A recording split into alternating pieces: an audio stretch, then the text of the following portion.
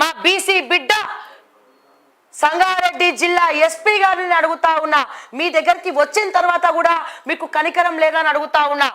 Ameenpur SI Someshwari ఎంత కమ్ముడుమైన వాడిని అడుగుతా ఉన్నా.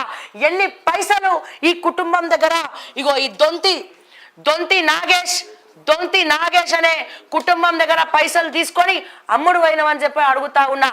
సిఐ నాగరాజు, ట్రాన్స్ఫర్ అయిన సిఐ నాగరాజు, అక్కడ పోయినా వాళ్ళ భవిష్యత్తు కూడా ఎక్కడ పోయినా నువ్వు పైసలు లేదే పనిచేయవు బిడ్డ అని చెప్పి నేను మరొక్కసారి సిఐ నాగరాజుకు చెప్తున్నా.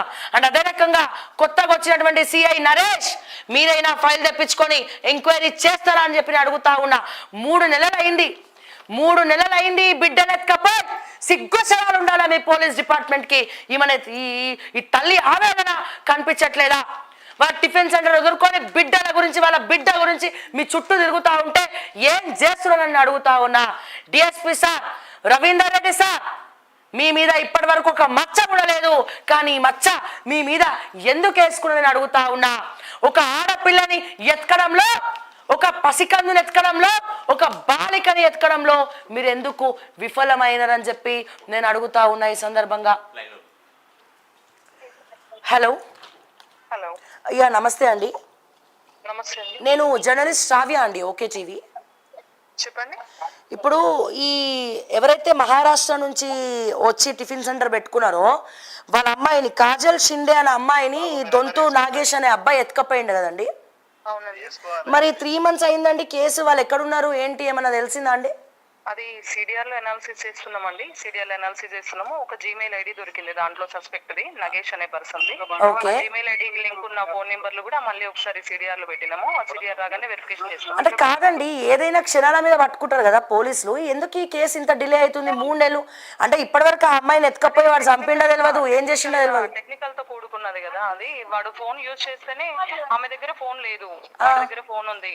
వాడికి ఆధార్ కి సంబంధించిన లింకప్ ఉన్న ఈ ఫోన్ నెంబర్లు అన్ని తీసినాము. ఆ నెంబర్లు ఏవి కూడా పనిచేయట్లేదు. దానికి సంబంధించిన ఐఎంఏలు అవి వర్కౌట్ చేస్తున్నామండి. దాంట్లో తల్లిదండ్రులు ఎందుకు కూర్చోబెడతలేరు మీరు పోలీస్ స్టేషన్ లో? తల్లిదండ్రులు మేము ఎందుకు కూర్చోబెడతాం? అవునా, అబ్బాయి వాళ్ళ తల్లిదండ్రులు అడగాలి కదా, వాళ్ళతో టచ్ లోకి వెళ్ళరా వాళ్ళు?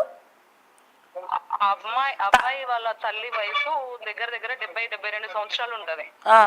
అప్పటికి ఒక 2 రోజులు ఆమెను పిలిపించి మాట్లాడడం జరిగింది, పంపించడం జరిగింది. ఆమె ఫోన్ కూడా ఒక 2-3 days మా దగ్గరనే పెట్టుకున్నాం, ఇన్ కేసు ఏమన్నా కాల్స్ చేస్తాడేమో అని చెప్పి. అంటే నేనేమంటున్నా అంటే మేడం, తెలంగాణలో పోలీస్ డిపార్ట్మెంట్ చాలా జెట్ స్పీడ్ లాగా పనిచేస్తుంది. 4 లక్షల సీసీ కెమెరాలు ఉన్నాయి. చీమ చిట్టుకుమన్నా పుట్టుకుమన్నా అందరికీ తెలిసిపోతుంది. అటువంటిది ఒక పోక్సో కేసు అంటే 16 సంవత్సరాలు 10th క్లాస్ చదువుతున్న అమ్మాయిని ఎత్తుకపోతే అంటే 3 నెలలు అయింది కదా, వాడు చంపేసిండో తెలియదు, వాడు ఎక్కడ ఎవరికి అమ్మేసిండో తెలియదు. ఎన్ని రోజులండి తల్లిదండ్రులు గోసపడాలి? వెరిఫై చేసుకున్నాము. ఇన్ కేసు ఏమన్నా దొరకగానే కాల్ చేసి చెప్తాము అని చెప్పి వాళ్ళకి ఎప్పటికప్పుడు ఇంటిమేషన్ చేస్తూనే ఉన్నాము. ఆ అమ్మాయి వాళ్ళ బ్రదర్ గానీ వాళ్ళ మదర్ వాళ్ళు గానీ నాకు మాట్లాడుతూనే ఉన్నారు. వాళ్ళకి ఇన్ఫార్మ్ చేస్తూనే ఉన్నాం. ఎప్పుడు స్టేటస్ అప్పుడు చేస్తూనే ఉన్నాం. మళ్ళీ మాకు కొత్త సార్ వచ్చిన తర్వాత కూడా సార్కి డిస్కస్ చేయడం జరిగింది. మళ్ళీ ఒకసారి వాళ్ళ ఫ్రెండ్స్ ని, అబ్బాయి వాళ్ళ ఫ్రెండ్స్ ని, అమ్మాయి ఫ్రెండ్ ని మళ్ళీ ఒకసారి సార్ పిలిపిమన్నారు. యాక్చువల్లీ మేము ఒక 2 days నుంచి గుమ్మడిదల బందోబస్తు లో బిజీగా ఉన్నాము. 4 days నుంచి వాళ్ళ ఇది అయిపోగానే నేను మళ్ళీ ఒకసారి వాళ్ళ ఫ్రెండ్స్ ని పిలిపించి మళ్ళీ రీఫ్రెష్ గా కూడా మళ్ళీ స్టార్ట్ చేయడానికి ట్రై చేస్తున్నాం. ఓకే అండి, ఓకే. నేను ఏమంటున్నానంటే ఇప్పుడు విన్నారు కదా ప్రజలారా.